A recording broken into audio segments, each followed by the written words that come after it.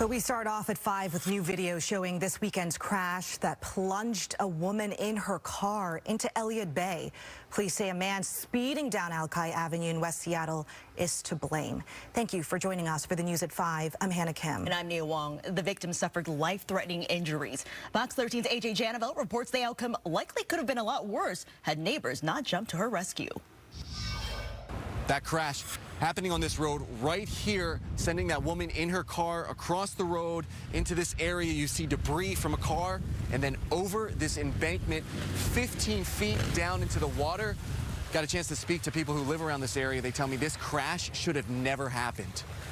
We heard an enormous collision out front. You could just feel the gravity of how intense it was. Pulled open the blinds to see car essentially falling into Elliott Bay, Puget Sound. The video I got from a neighbor shows the terrifying crash. The video shows a woman, police say, driving a car.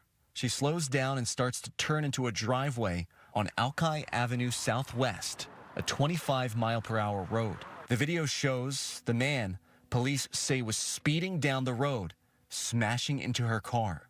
What the video doesn't show is the woman in her car getting sent into the water from the force of the impact. I made my way out of the apartment, and amazingly, there were already a number of Good Samaritans that were already helping the victim in the water. Josh Brown tells me with the help of a ladder from someone's home, his neighbors got this woman out of her car, a car that was submerged into Elliott Bay, and started doing CPR on her. If they hadn't been there, she absolutely would have drowned on the scene. These are people, too. These aren't first responders. These are people just walking by or neighbors in the street trying to help somebody. Police say medics took both the woman and the man to the hospital.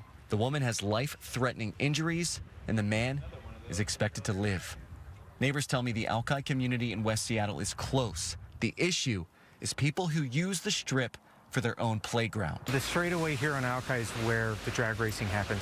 And again, last night, we were woken up several times by more drag racing after somebody ended up on the water. There are safety measures on this road. You're looking at one of these crosswalk signs here. There's several crosswalks up and down Alki Avenue Southwest. Neighbors also tell me there's some speed bumps, but they say they need more, especially right here. Seattle police tell me they're working with the community as well as SDOT to see what they can do. I reached out to SDOT for specifics.